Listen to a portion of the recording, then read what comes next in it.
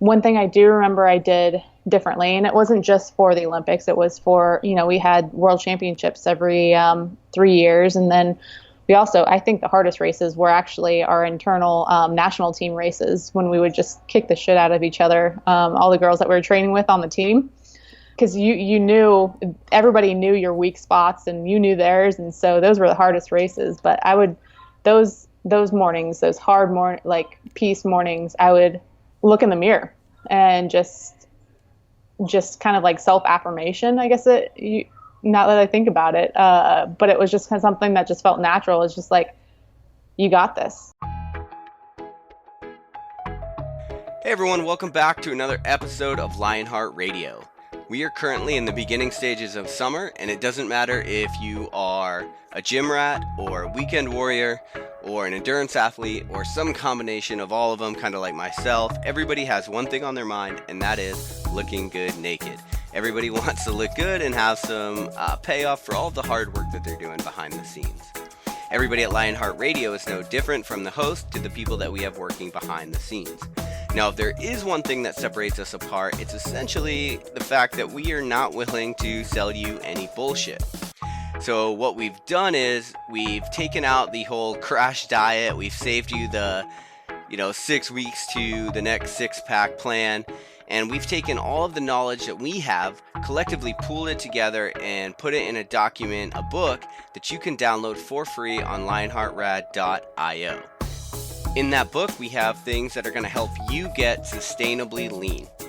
We've got which workouts will help you burn more fat. We have tips on how to keep track of your daily calories and nutrition. And we've even got a glossary in the back with a list of movements and how you can plug them into your programming when you are looking for a desired result. Now, just like the show, everything is free. Go to lionheartrad.io and download your free ebook. As always, thank you for taking this journey with us. We will see you in the gym or at the beach.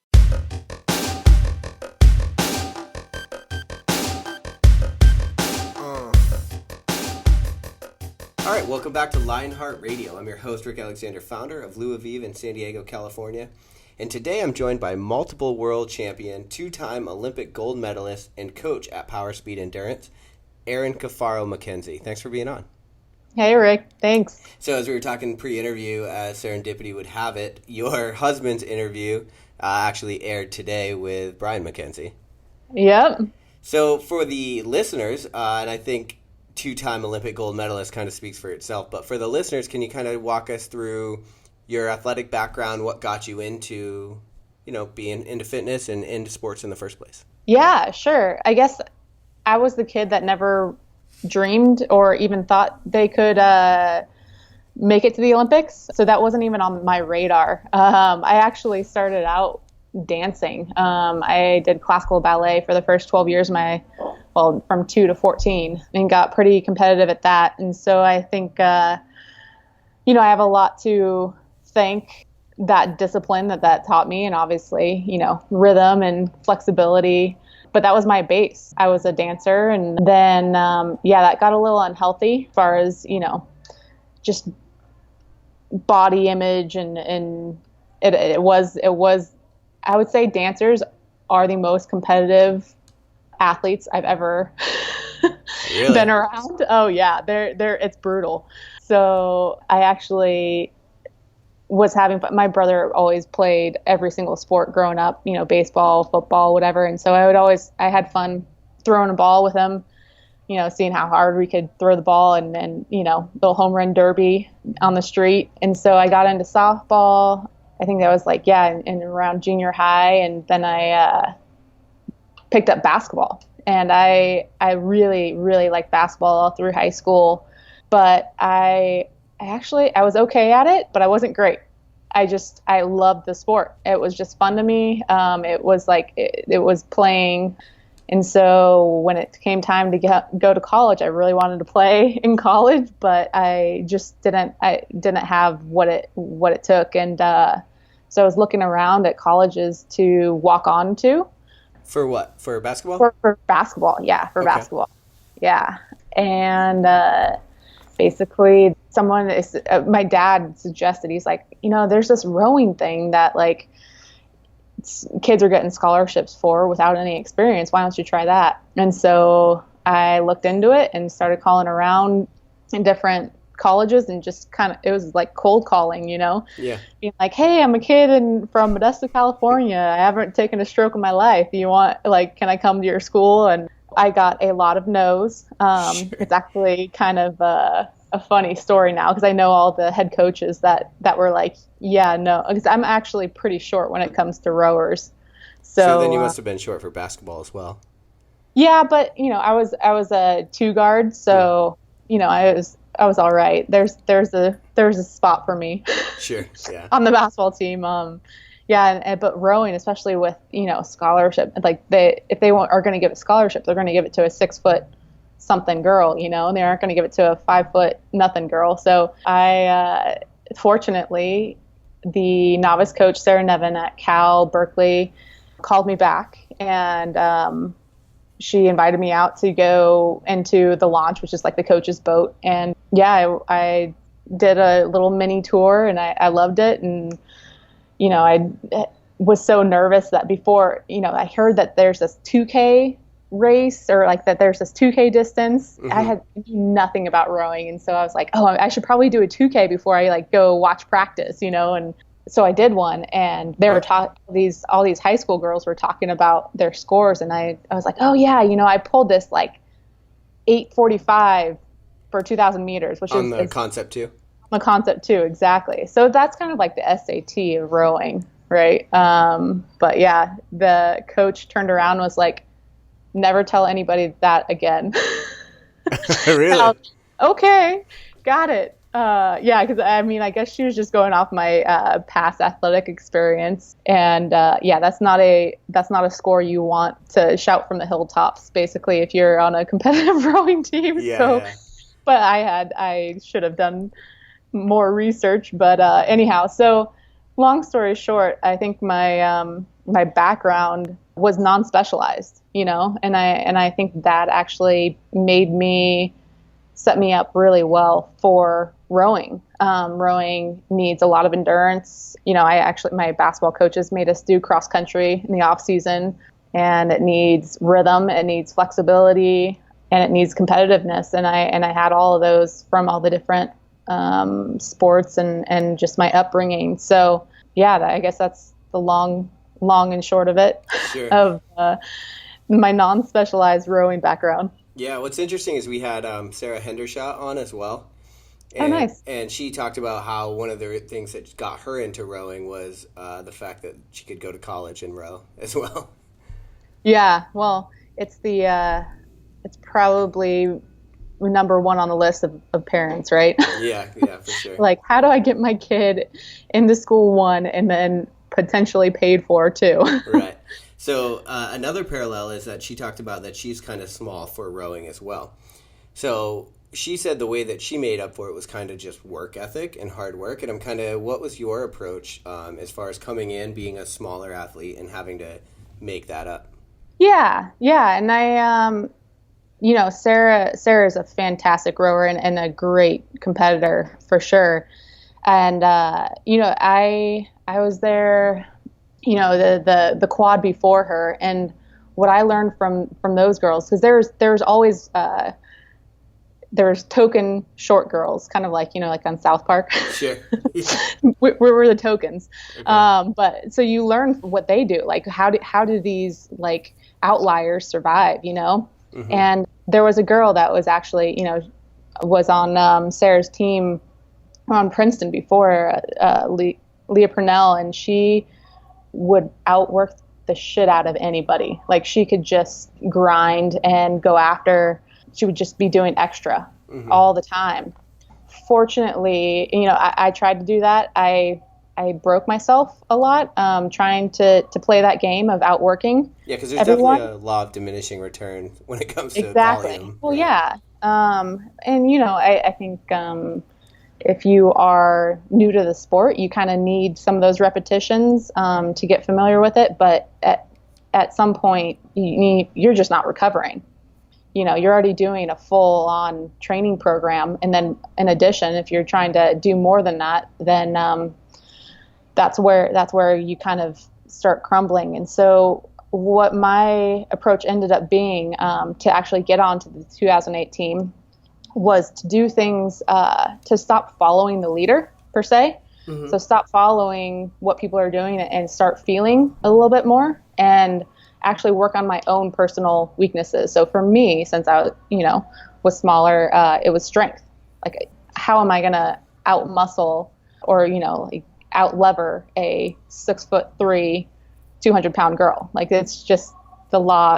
Right. It's just not, it's not going to happen. You just got to do it more power, happen. Essentially. Yeah. So I just had to get smarter on how to use my body weight. And basically, my brother introduced me to CrossFit, and he met one of the first places he went was CrossFit San Francisco, or San Francisco CrossFit, I guess. And, Kelly, this guy by the name of Kelly Starrett was just one of the first, I think he was there like, one of the top 10, first 10 CrossFits. And he was a budding, PT student at the time. And he just took me under his wing and was like, girlfriend, you have no ass. We need to teach you how to squat. We need to teach you how to do a push-up. And we need to teach you how to do a pull-up. And that was the basics of it. Okay. Of like, I'm not going to try to tell you how to row. I'm going to try to teach you how to move, Yeah, how I understand it is the U.S., the rowing team had a very primitive outlook as far as like toward lifting at the time. Yeah. And, the coaches, the rowing coaches are rowing coaches, and they know their sport very well. But there's, I think as humans, like if you do so many repetitions of the same movement, it's really hard to change that habit. Yeah. So you got to find another stimulus to, make a connection. And for me, it was using CrossFit and just doing something completely different outside of the boat rather than just trying to bang my head against the wall and try to change, something or try to be someone who I wasn't, which was not 6'3", 200 pounds. So, right.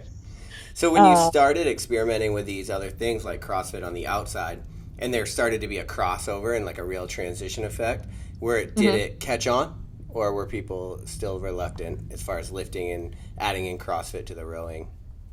Well, it was kind of like a cowboy experiment. I don't know how else to explain it, but I was the only one doing it. It was kind of like a secret experiment, and it was crazy. Like, people are like, why the hell would you do that? Like, and it was more volume on top of our already full program. Again, like we would be doing at least, 20 to 30K a day of rowing. Well, actually 20 to 40K.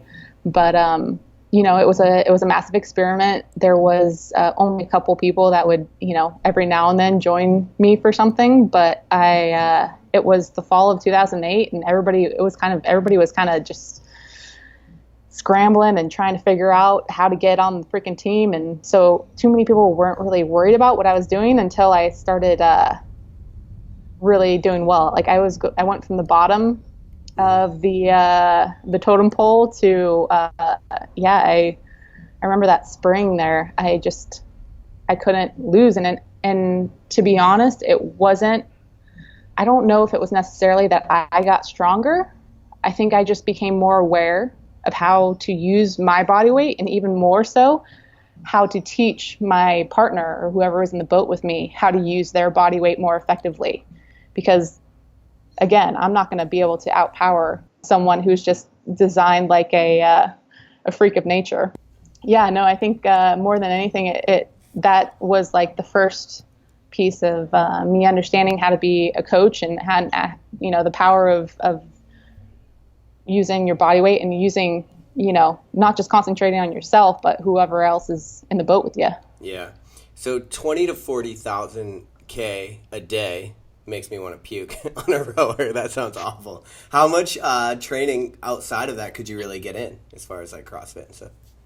Oh, it would, some weeks it would be maybe one thing, Okay. Other weeks it would be, I would just set up like a little Cindy-like thing. It would be like push-ups, pull-ups, and air squats. My favorite go-to, actually, like a finisher after a workout, would always be just go into the gym that was above the boathouse and just do 1 minute handstand holds and 1 minute hollow rocks for 10 minutes. And it's like, that's CrossFit. I think what CrossFit is known for is like just crazy skull crushing workouts. But like, I think CrossFit, whatever, it's a word that can mean many different things. But how I interpreted it was filling your hole.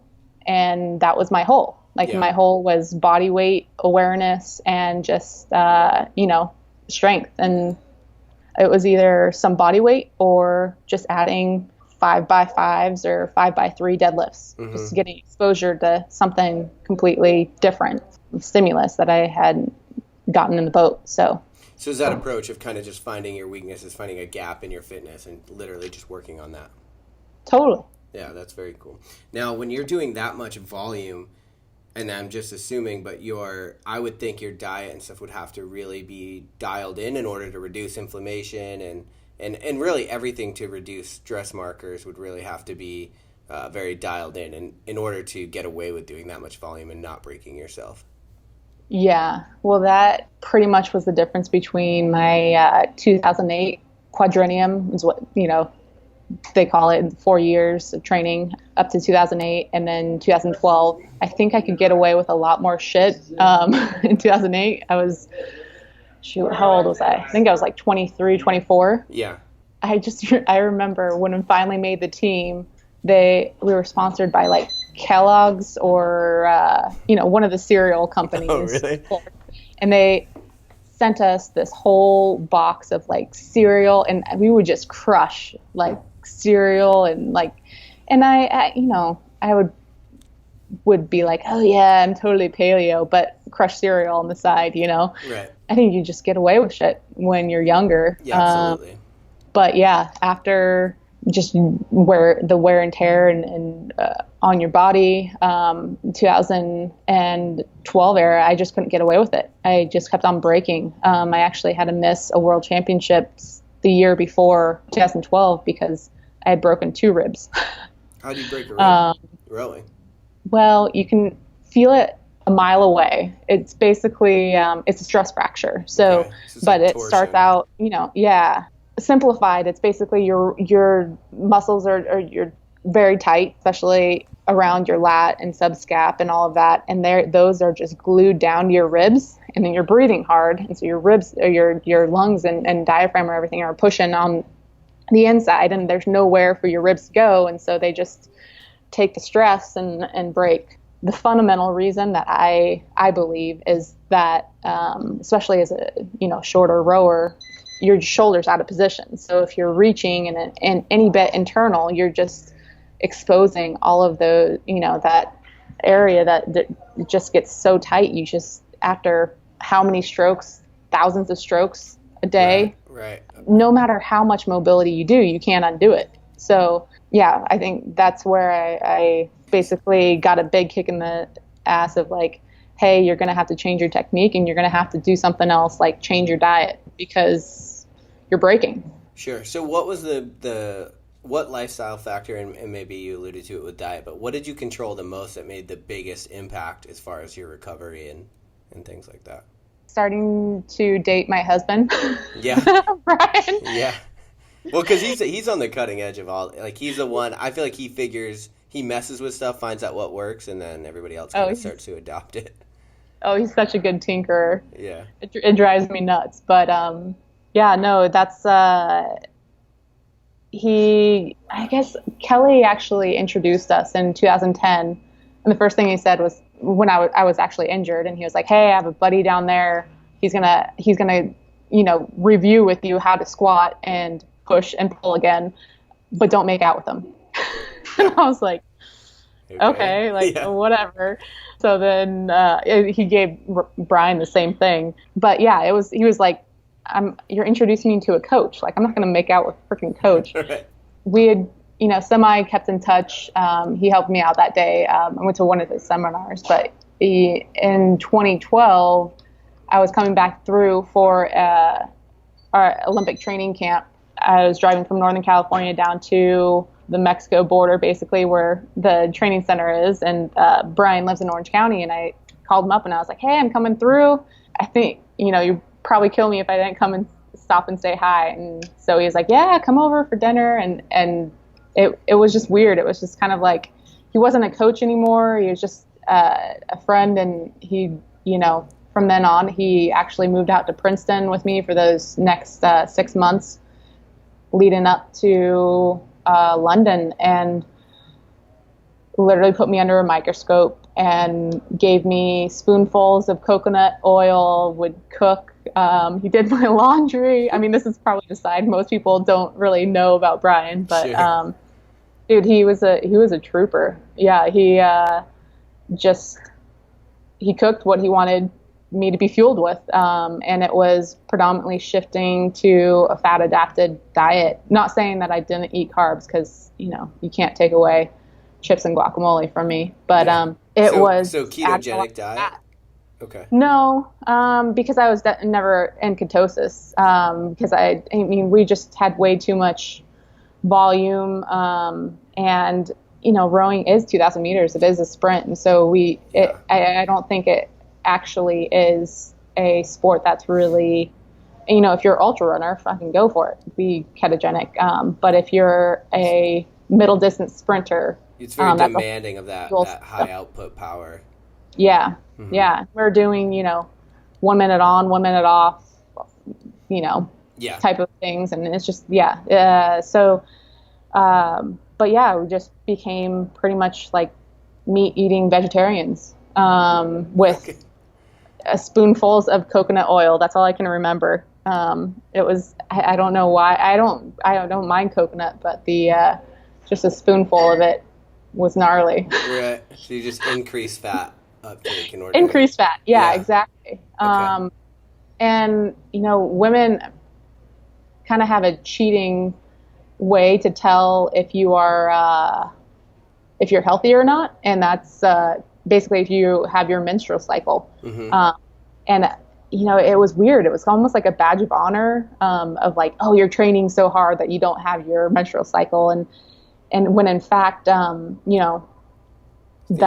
actually that's the biggest sign that you aren't recovering and that you aren't maximizing we're just, walking hormones basically, and especially if you're an athlete, you want all of your hormones to be working for you. Mm-hmm. And so once I upped my fat, lo and behold, I became healthy and got the menstrual cycle back. It might be TMI, but that was like, oh, okay. Like this is my kind of like test to know that I'm like recovering again. Right. And your hormones are actually working how they should, right? Because that would be the biggest issue with not having it, is that it's not actually not having it.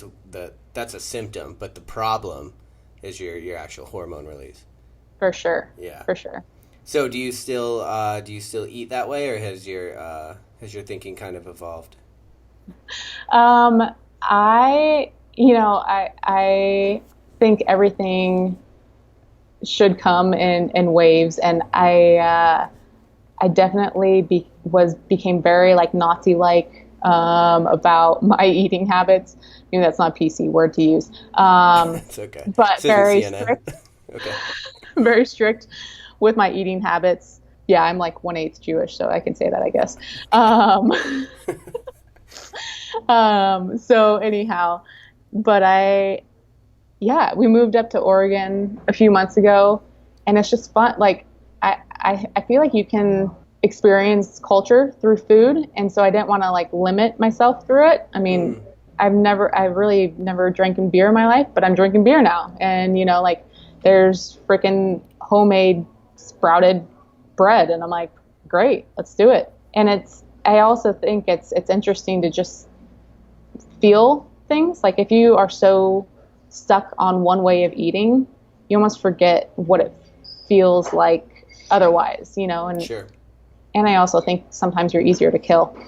If you're like, I'm allergic to this, I'm allergic to that. I'm like, I don't know if I want to live that way. Like I feel like it's and you know what, when we would travel for rowing, I knew that really we would have the choices would be limited, and we would have to eat a lot of like processed carbohydrates. So I would start introducing it to my diet before we would travel, so I wouldn't get sick while competing. But yeah, there's an optimal human diet, but if you can't be so sensitive that you have to eat a certain way all the time, else I think that gets into your lifestyle, you know? Yeah.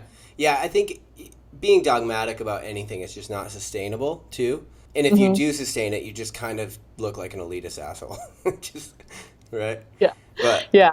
It's something that even I think Brian alludes to in his new book, which is like, you have to be able to, you have to expose yourself to stresses, right? Otherwise you won't be able to deal with them, and you're inevitably in life going to deal with them. And I'm paraphrasing a lot here, but no, that's pretty much what it says. And I totally agree with that. And I think that's like the trippiest part to me about, like, you know, everybody, and I think what my team and I accomplished at the Olympics was great. And it is amazing. It took a lot of freaking hard, gnarly days in a row to train for that. But I just can't, at the end of it, like after 2012, I just couldn't imagine doing another cycle, because I'm just like, I'm used to this stress, if that makes sense. Like, sure. I just felt like I just wasn't evolving.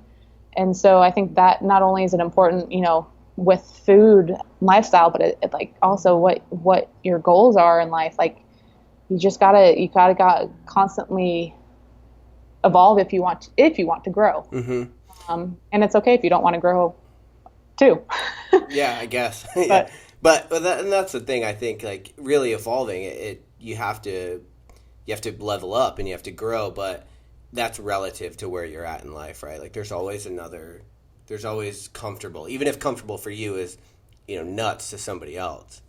Right, exactly. Yeah, and I think that's actually the biggest lesson that I've had to learn is actually being okay with where I am right now, you know, and like, because it was always like, you can do more, you can do better. It's not good enough. It's not good enough. It's never good enough. And it's like, that gets you to the top of the podium. But then what? You know, like, you still have those, you get onto the top of the podium and you know what you say? This isn't good enough. I want another one. Right. So yeah, I think it's just, I call it chasing dragons. It's this mystical creature that you're always going to be chasing after, and you can't catch it. Yeah. And that's the problem too, I think, with really living for a result instead of a process, right? Because a result is so short-lived no matter how amazing of a result it is. So being dialed in and tuned in and like really enjoying that process, no matter what that looks like, I think is just a better recipe for, you know, being happy anyway. Yeah, for sure. It's actually kind of a good segue. One of the things Brian talked about was making huge life changes every 3 months in order to like really challenge his ways of thinking and grow. I'm sure that every 3 months isn't like, hey, every 90 days we're fucking shit up around here. Every day from his wife. Yeah, so that's what I was going to ask. I was going to say, like, what's your, I guess, kind of outlook on that philosophy? I thought it was cool. And you know what the cool thing about that with him is that, like, I don't think it's a necessarily like conscious decision. I think he just feels things so well, and that's one of the things that I admire so much about him, is that he is so good at feeling and then also describing that feeling. And I think that's helped so many people, because he shares, you know, his experiences. And I think that is I'm kind of on the other end of the spectrum of, I like to grind, and I don't mind suffering. Like, suffering doesn't feel, for the most part, like horrible to me.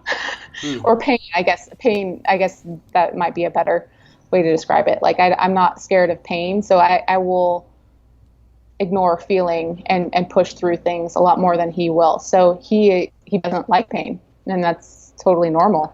But I guess that's the yin and yang. He is very sensitive, and with that, he has the superpower of evolving and adapting, and I am not as sensitive, and so I push through things at any cost.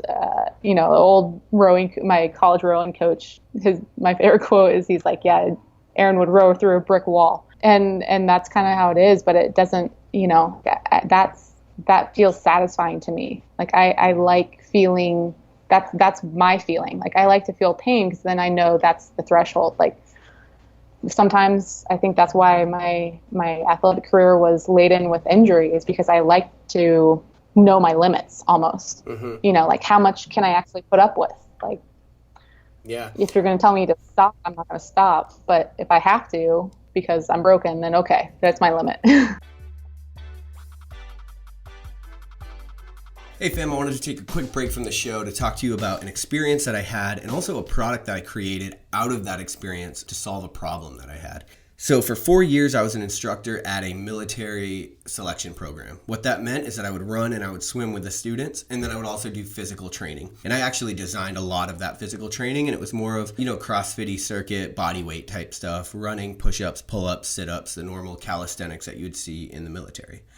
At that same time, I was also training for CrossFit myself, which means anybody who's ever tried to compete in CrossFit knows that getting really good at all of those different disciplines takes a lot more time than it looks like from the outside, maybe. At least it looked like for me. So once I got in, I realized, okay, I had to train 2 times a day or more in order to accomplish what I wanted to accomplish.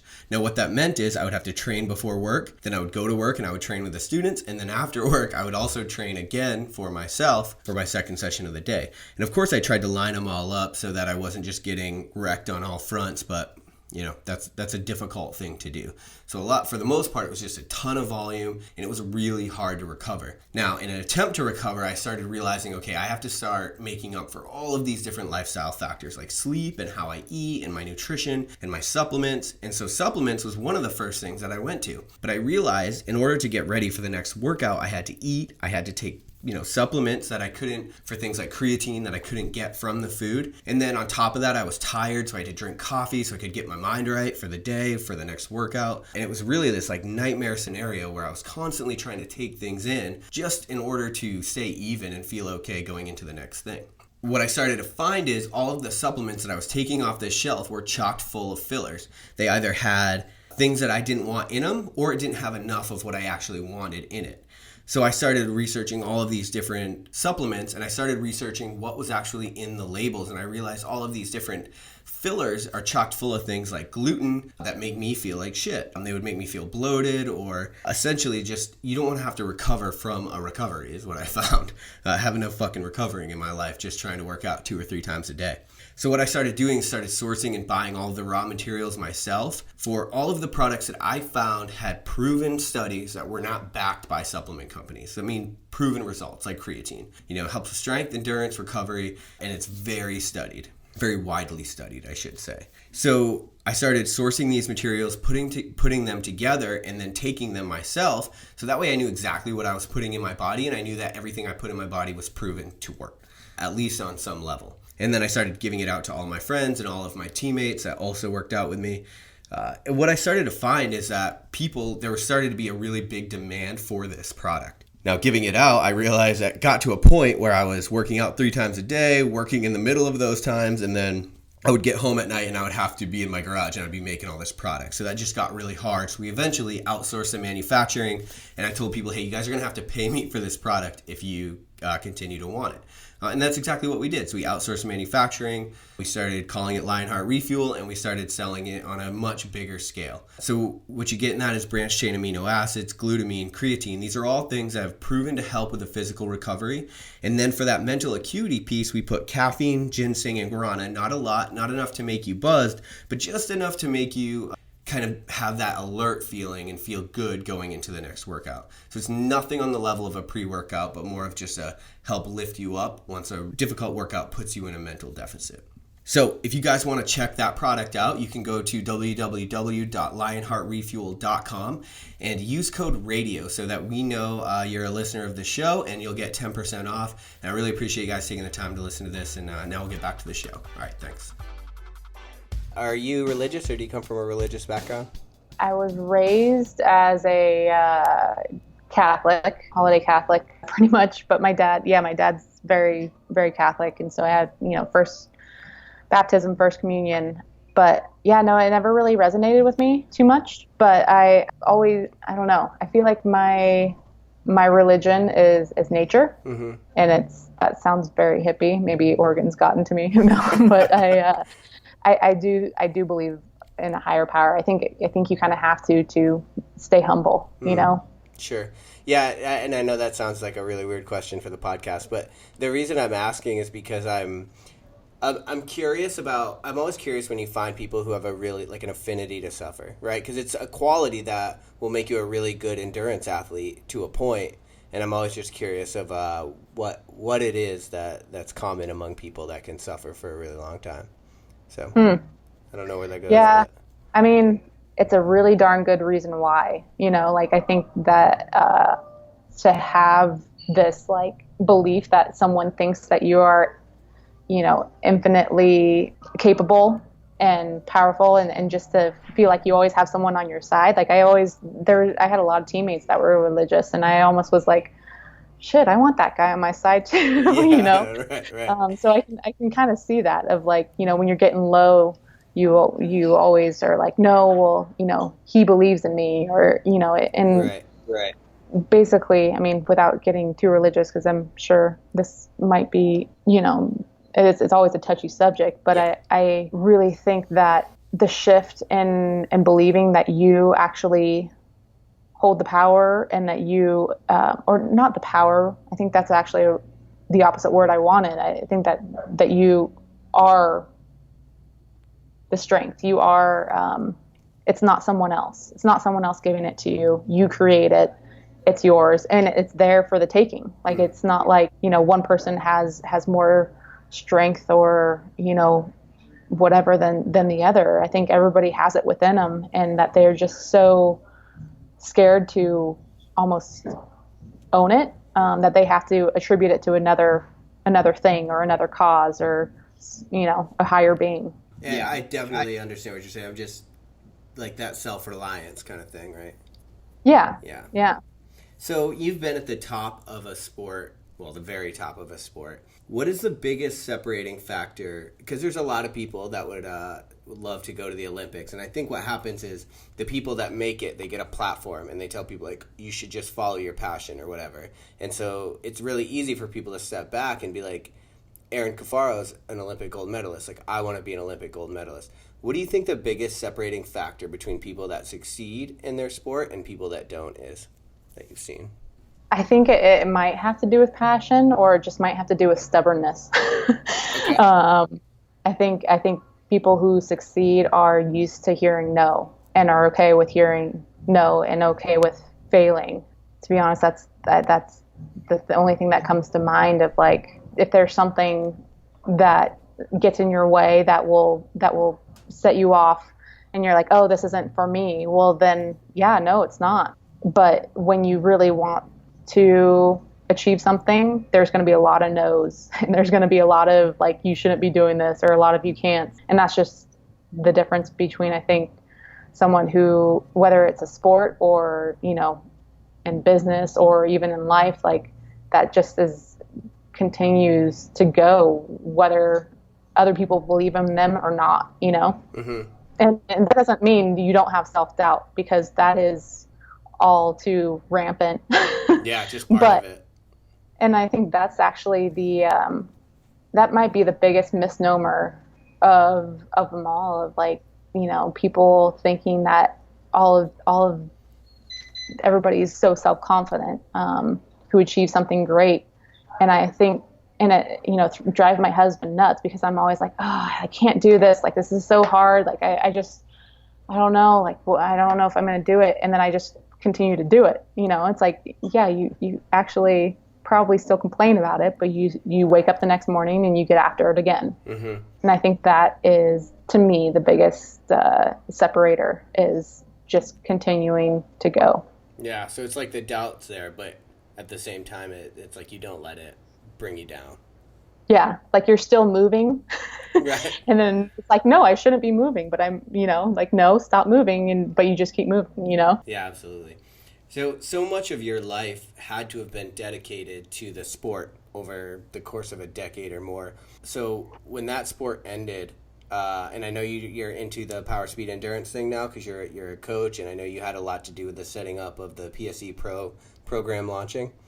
But I'm curious, what we could talk a little bit about what that transition was like to go from essentially pro athlete and this being everything in my life to kind of having to fill that void with other things. Yeah, it was gnarly. And kind of like what we were talking about before of like, I wasn't used to any other stress besides training stress. And as amazing of an accomplishment as it was, like, I still got to take naps. I still got to I slept, 9 to 14 hours a day, and working and being an adult and adulting, you typically don't get those things. Naps and 3, plus meals and, at least 6 hours of sleep at night. And so that it just is a game changer. And I definitely have had some really good conversations with former teammates, and then also a lot of vets that have helped me through kind of the transition and just trying to find my groove again. And I don't know if I'm actually in a groove, but all I know is I'm moving again. Whereas right after 2012 to I think right up into last year, like, there were days where I couldn't move at all. And it's just such a weird feeling. And whether, I think hormones have a lot to do with it for sure. You just, put your body through the ringer. But I think, there's also the piece of you're just being separated from your tribe and your purpose, and you have these new stresses and you don't know how to deal with it. But, yeah, it's been an interesting journey. And I think a lot of athletes are too, including myself, are scared to talk about it because it's like, oh, poor you. Like, you had to take naps and you had to go to like parties and, right, be the guest speaker and like whatever. But I think maybe if we look at it from a biological basis, like your body is a little fucked up after, and especially, from what I've seen with rowers, like, yeah, their bodies are beaten up afterwards, and it takes a toll on you mentally, for sure. Sure, you have little aches and pains, but I think the biggest piece is just mentally and internally, yeah. Something's going on in there, and I think that's something that I've been looking more and more into, and because I don't know how to help the next generation. And it's always my hesitancy. I actually have a really hard time encouraging people to go to the next level and go to the Olympics. And I've kind of separated myself from the rowing scene because I'm just like, God, I don't want anybody to go and feel like I did after. I would never wish that upon anyone. Sure, I would wish, someone getting a gold medal and getting, that feeling for sure. But I don't know if the trade-off, for me at least, my experience and the way I dealt with it, like that pain afterwards and whatever was going on with my body and still is going on with my body, I don't know if it was worth it. And I think it can be if there's a better transition solution. Yeah. I think transition is a really hard thing for a lot of people. I think I'm kind of intimately familiar with this right now because I'm transitioning out of the military at the end of the year. And so I've gone through a couple programs and stuff, and it's just something that I'm realizing a lot of percentages of the population can deal with, because change management, it's a very complex thing. You have the physical aspect and the mental aspect, and there's a lot that goes into it, and it's scary, Totally. So have you found that, what have you found, I guess, that helps with the mental aspect of it? For example, and I don't really know because I haven't made the transition yet from the military, but one of the things that people talk about a lot is having a routine, having a habit. And I'm just curious, like having that morning routine, for example, will help keep you grounded, even though all these other things around you are shifted. I'm just curious if you found something like that. Yeah, I bet that does. Probably would help. I've done a little bit of everything, to be honest. And I'm not someone that just changes from one fad to the next, but I've tried to eat again. Like, I tried to stay super clean. I tried to have a regimented day of like, you do this at 6 a.m., you do this at 7 a.m. None of that. Like, I feel like it's like an alcoholic going to cigarettes. You're just changing one addiction to the next. And yeah, we are, if anything, we are creatures of habit for sure. I think that is the most fundamental thing. Like we dislike change. We like comfort. And so I think it actually is just, for me, it has been finding a couple people to talk to and doing some meditation and almost just being and not having a schedule per se, but just being and like not having to do something or not having to be someone. I think that's been my most grounding thing for my transition, to be honest. And it's so hard because it's like we're so used to doing something. It's like, oh, you need to be here, or being told what to do, Yeah. And it's almost like being okay with like the silence and the and being like okay with yourself. Yeah, it's just almost like letting go of that persona. Mm-hmm. So you're with, I know you had a lot to do. We even pushed this interview back a little bit because of the Power Speed Endurance Pro launch that you guys just did. Yeah. It's kind of, that was a mini Olympics. Yeah. So with, a product launch in a company I can attest to is hell. So we didn't talk too much about it with Brian when he was on. Do you want to talk a little bit about PSE Pro, like what it is and kind of what your role is? Yeah, for sure.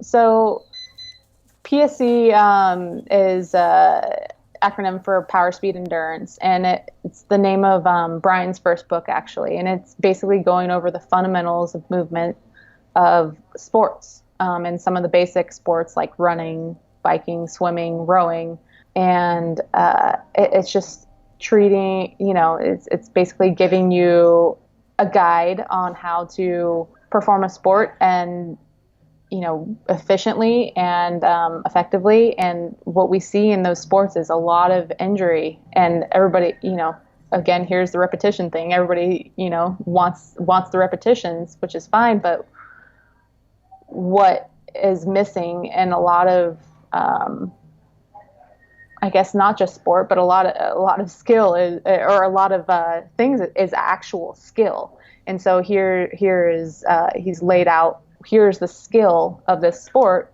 so you have a good foundation. And that's pretty much what we've carried on and carried through with Power Speed Endurance, is just providing a guide for skill for sports. And so now, as a rower, I actually learn the most from Olympic lifting coaches and from running coach like Brian and from Kelly, who knew nothing about the sport. And so I think what we're doing here is actually bringing together some top minds in the sport, and we're providing guides for, a program for that sport, but also these coaches are coming together and talking about what works in their sport and what doesn't, and learning from other sports. And so that's, I think, one of the coolest parts of it is that it's not just, we aren't just stuck in tradition. Like, of course, we have a good basis of fundamentals and principles because that's, the foundation for everything. But we always want to evolve our thinking and be open to learning from other sports and from our athletes and from other coaches. So long story short, it's programming, but it's more of like a guide and a constantly evolving guide, because we're always learning more about how to move a little bit better. But I think this is a beast that's going to continue to evolve. And I don't even know how it's kind of funny. It's almost like the rowing. I never really dreamed of being in charge of a operating company. It just kind of happened, and it's happening. And it's, there's obviously probably would have been easier if I went to business school. Sure. And all of that. But I think there's something that Brian and I both agree on very fundamentally that we need to share this information with athletes so that they aren't, continually running into walls. And like I did, in rowing, like trying to follow someone else's program because I thought that's what just rowers did. I thought you just worked hard and that was it. And it's like, oh no, you can actually like work on your skill and, become a well-rounded athlete, and that will help you become a better rower. Like what? And so it's just providing solutions that's a little bit alternative to the typical sport solution. So if I went on there and I found like PSE, the swim program, for example, it's not a templated program, right? It's like, what am I actually getting? Yeah. So there's a daily program, and every cycle. So we do like a 9-week cycle, active recovery. And so there is 3 days of strength and conditioning that is targeted for that sport. Okay. So, say for rowers, we're really going to work on developing that posterior, your backside, because you're sitting on your ass all day, and it actually, you're in flexion a lot. And so we need to develop a stronger posterior. And so it's just honing in. It's kind of like what you were mentioning with Sarah of like, that the strength and conditioning for rowing is a little ancient still. And it's like, no, well, it doesn't have to be. Just take the fundamentals of the sport and, apply some basic strength and conditioning principles to it.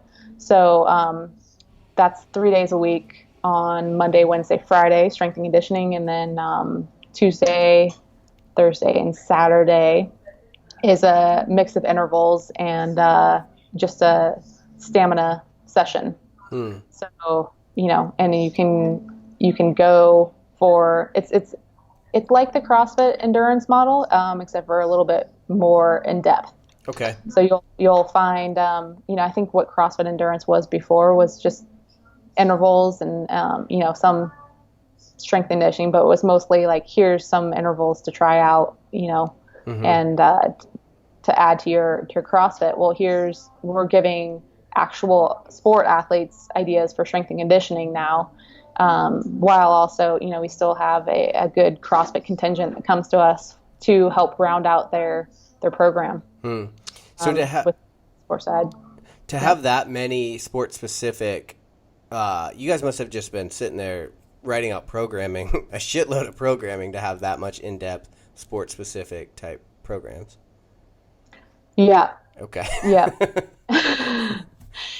We're trying to find, speaking of efficiency, we're trying to find the, another efficient way of entering this all in and providing and sharing it with everyone. But right now it's worth it because from what we, if someone actually is doing the program, they feel a difference. And, that's what makes it all worth it at the end of the day, is that if you're actually helping someone realize that they can do the sport they love, like especially runners, like that's the biggest one we see is like, I thought I was told I can't run another day in my life, and they come and do our programming and, and they are like, I'm running again. This is great. Yeah. And it's like, we all need to move. And so here's options on how to continue to move and play and do what you love. So who knows, we're always evolving, but right now we're really playing around with the breathing aspect and preparation for your sport through breathing, not just warming up the muscular system, and I think that's something that's profound. It's like, well, why not? Yeah. Like, why didn't we think of this before? Yeah. I'm doing it right now, actually. Since the Brian interview, I've been adding in these breathing techniques, and I'm like addicted to it. Good.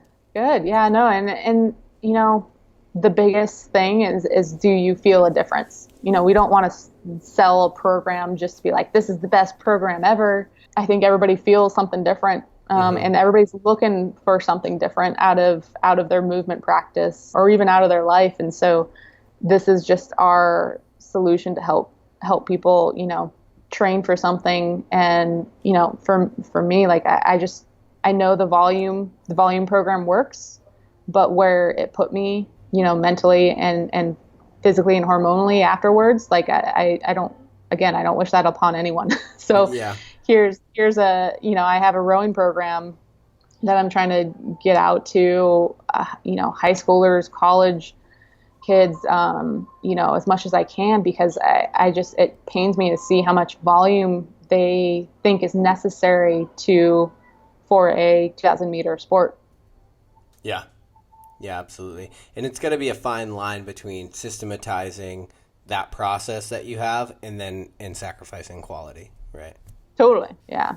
So the Lionheart kicker is the final question we ask it to all of our guests, or at least we try to. And the question is, based on everything that you've done so far, all the experience that you've gotten with the Olympics, with being a coach, with everything, school, if you could give advice and it was guaranteed that everybody in the world would hear it, and it would be translated to every language, they might not all follow it, but they would definitely hear what you said. What would you tell people? Don't try to be the superstar. What do you mean by that? I think that by using your team and supporting people around you, you will go faster than you ever could on your own. And I think a lot of people just try to constantly self-improve, which is great because it will, you'll be more valuable player to the team, but you will never go any faster or any stronger than the team around you. So I think, don't try to be the superstar, just boost everyone up around you. Yeah, I like that. It's kind of that mentality of like just trying to make yourself more useful.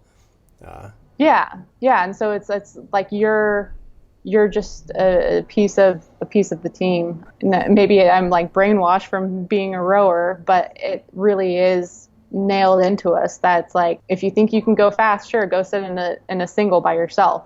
And even then, like, you're going to need a coach, you're going to need training partners, whatever. Like you're never going to go fast or do whatever you want to do just by yourself. You can do 10 times more if you just boost, if you're part of a team and you boost them up too. Yeah. Bring them along.